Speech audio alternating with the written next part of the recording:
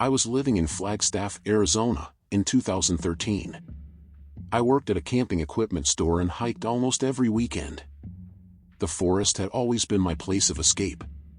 Peace, silence, until that time. It was late September, early fall. The leaves were changing colors and the weather was already drier and cooler at night. I decided to camp alone, something I had done dozens of times before. I chose a more secluded trail near Kendrick Peak, an area where I rarely passed anyone. I got there around 3 p.m., parked my car at a dirt access point, put on my backpack, and started hiking. I walked for about 50 minutes through the forest until I found a clearing I knew and always used to set up my tent. Everything seemed normal. Birds, the rustling of leaves, the smell of pine in the air. I felt at home. I set up camp, built a small fire, and ate a bag of dehydrated food and black coffee for dinner. When night fell, around 7:30 p.m., it started to get cold. I curled up in my sleeping bag and read with a headlamp until my eyes grew heavy. I think I fell asleep around 9 p.m. It was just after midnight when I woke up to a cracking sound. A dry twig being stepped on. At the time, I lay still, my brain still groggy, trying to process whether it made sense. Sometimes animals pass by the campsite, so I tried to convince myself it was a deer, maybe a coyote. But then came the second sound, a footstep. Lighter, but rhythmic. Human. I turned off the flashlight, held my breath. The noise continued, very slowly, as if someone were walking around the tent. Not running. Not stumbling. Walking. And on purpose. It took about 30 seconds, which felt like an eternity, for it to stop. The silence was even worse than the footsteps. The tent had a small screen window with a zipper. Without making a sound, I opened it just a centimeter, enough to peek outside. The moon partially illuminated the clearing, but between the trees it was only shadow. And there, between the trunks, was a silhouette. Still. Facing the direction of my tent. It was someone. I don't know how long I stood there staring, my heart pounding. The figure didn't move. I thought about screaming, but I didn't know if it was a good idea. I was alone, in the middle of the forest, with no cell phone signal. If this person had bad intentions, screaming would only make me more vulnerable. I grabbed my hiking knife and sat, waiting. The silhouette disappeared minutes later. Or at least it stopped being visible. I didn't sleep the rest of the night. As soon as the sun began to rise, I packed my things as quickly as I could and started back on the trail. But after about 15 minutes of walking, I noticed that there were footprints. New ones. The kind of boots that weren't mine. And they were heading in the same direction I was coming from. Someone had come after me. I quickened my pace, almost running, until I saw something hanging from a branch, about 10 meters ahead of me. It was one of the reflective tapes I used to mark the way at night. Only, I hadn't put it there. It was tied in a different knot than I usually do. And that stopped me. It was as if someone was leaving a sign. For me or for himself. I took the knife out again, took a deep breath, and kept going. Another 30 minutes of constant tension until I finally saw my car. When I got closer, I felt an enormous relief, until I realized that the glove compartment was ajar. I always left it locked. Nothing had been taken, but someone had gone through it. They had rummaged through my things. I got in the car, locked all the doors, and drove off, almost flying down the dirt road. I never told my parents about this. Not even to many friends. I only shared it with a friend who also goes hiking, and he told me he wasn't the first to hear a story like that in that region. A man who followed hikers. Sometimes he left marks, sometimes he just observed. I never camped alone again after that. And every time someone tells me they want to isolate for a few days to relax, I think of the silhouette standing between the trees, motionless, without saying a word. And I wonder how many other people were observed in that forest, and didn't even realize it. This happened when I was a sophomore in Phoenix in 2015. I attended a relatively quiet public school on the north side of the city. I was never the popular type of student, but I wasn't a complete outcast either. I was that guy in the middle, quiet but observant. It all started on a typical Monday morning. I arrived a little earlier than usual and decided to kill time by walking the halls. It was early enough that most of the classrooms were still empty, so I wandered around, listening to music on my headphones and looking through the glass doors. That's when I noticed something strange in the art room. Someone had left a red notebook on the teacher's desk. It caught my eye because it was perfectly centered, as if it had been placed with care. The room was locked, as usual, so I just watched through the little window for a few seconds and left. Later, during art class, which was my last class of the day, I walked in and saw the notebook still there. I thought it was from Mr. Bailey, the teacher, but when I asked, he said he'd never seen it before. He picked up the notebook, flipped through it a bit, and frowned. "Someone left this in here. It looks weird. I'll leave it in the teacher's lounge." He put it in his backpack and went about his class as usual. I tried to peek at him as he fumbled with the notebook, but I didn't see much, just pages of scribbles and random words written in tiny handwriting. That night, I got a notification on the school system: art class temporarily canceled due to teacher absence. I thought it was odd. Mr. Bailey was the punctual, organized type. To be absent without notice? Very unusual. The days passed, and he didn't come back. They just said he was dealing with a personal issue. No other teacher would elaborate. On Friday of that week, I went to the school library during recess. It was a quiet place, where I would sometimes read or pretend to study.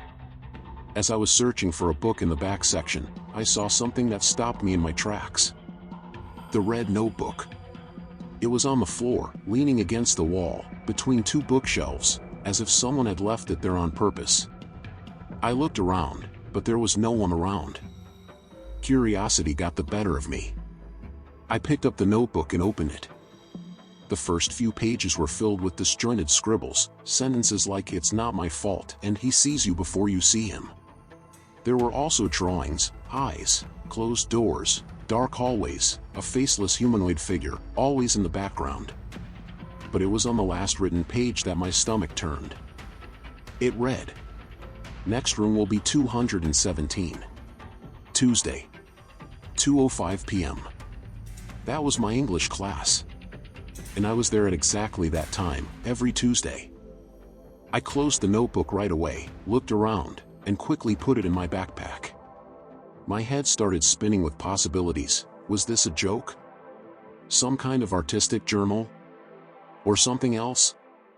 On Tuesday, I went to class with my heart racing. I arrived late on purpose, entering slowly, looking at everything. Nothing seemed out of the ordinary. But then, as I sat down at my desk, I felt something under the table. I reached in and pulled it out. It was another page from the notebook. Torn out. Folded. I opened it slowly. It was handwritten. "You read it. Now he knows who you are." I couldn't pay attention for the rest of the class.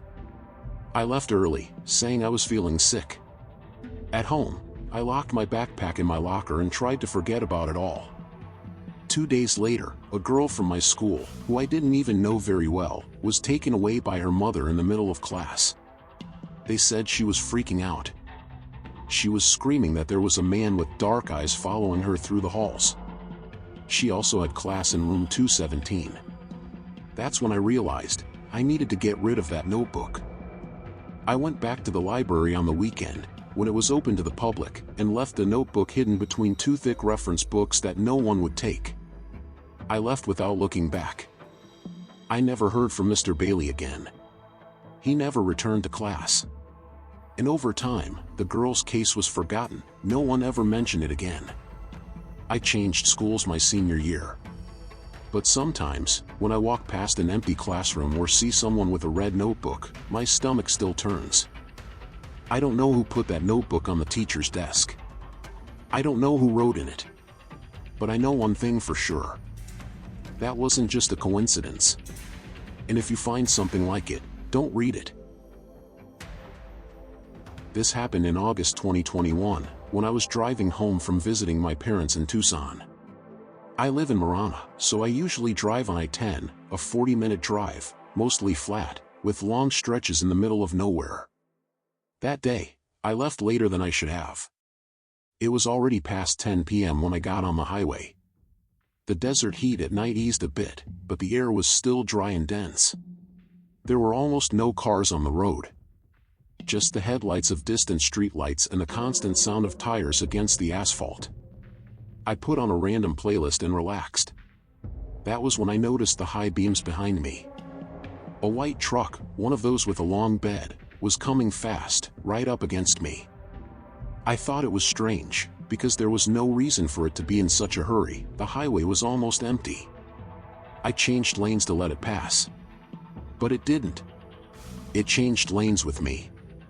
And he kept the same distance. I turned on my signal again and got back into my original lane. The truck did the same. It was like he was copying me. I turned off the music and stood alert. The truck was no more than 6 feet from my bumper, high enough to cover my rearview mirror with his huge grille. The only thing I could see were his headlights, which seemed even brighter because of his height. I sped up. I reached about 90 kilometers per hour. The truck did the same. When I reached 100, he was still there. I tried to slow down and see if he would pass me. Nothing. He kept exactly the same speed as me, as if he was following me for some specific reason, and that reason was not normal. The stretch of I-10 between Tucson and Marana has a few exits onto back roads and desert areas. I thought about taking the next one and seeing if he would keep following me. When I finally saw an exit to the right, I turned on my signal and got on. It was a rural road, with no lights, just dirt and some dry bushes. I looked in the rearview mirror. The truck pulled in behind me. By now my heart was pounding in my throat. The dirt road was shaking my entire car, and the truck kept going, its headlights illuminating everything behind me. I couldn't see who was driving. It seemed too dark inside the cabin. I drove for about 2 kilometers without seeing any sign of life. No houses, no fences, nothing. Then I saw a small shoulder with room to maneuver. I stopped abruptly, turned off the headlights and waited. The truck stopped too. About 50 meters behind. Its lights stayed on for a while, until, suddenly, they were turned off. Everything was pitch black, except for the weak light of the moon in the clear desert sky. I sat there in the dark for a few seconds, feeling the sweat running down my back, my heart pounding. I picked up my cell phone and called 911. "What's the emergency?" I explained the situation. A truck had been following me for several minutes, mimicking my movements, and now it had turned off its headlights just a few feet away on a deserted road. The operator tried to remain calm, saying she would send a patrol car, but that it might take a few minutes because of the location. While I was still on the phone, the truck's headlights came back on. But the truck didn't move. I stood there, stopped, until I decided to get out of there before it could do anything. I started the engine and turned around as fast as I could, skidding in the dirt. The truck sped after me. It was a mad dash back to I-10, my car shaking over every pothole, the suspension screaming. The truck stayed about 20 yards behind, this time not tailing me, but still clearly in pursuit. When I got back onto the pavement and onto the highway, I couldn't see the headlights behind me anymore. I pulled over at the first 24-hour gas station I could find, a run-down Chevron, and stood there, cell phone in hand, shaking. I called 911 again, and a few minutes later, a state police car showed up. I told him everything. I showed him the stretch of road where it all happened. The officer said that unfortunately that stretch of desert was known for strange nighttime driving, chase incidents, unmarked vehicles, and even disappearances. I asked if there were any cameras on I-10. He said there were some, but that it depended on where exactly it all started. I never saw that white truck again. But to this day, every time I drive on the highway at night, especially I-10, I check my rearview mirror more than I should. And if you're ever driving through Marana and see a white truck tailgating you, don't try to be polite. Speed up. Get to a safe place. because whoever was in there wasn't just driving. They were hunting.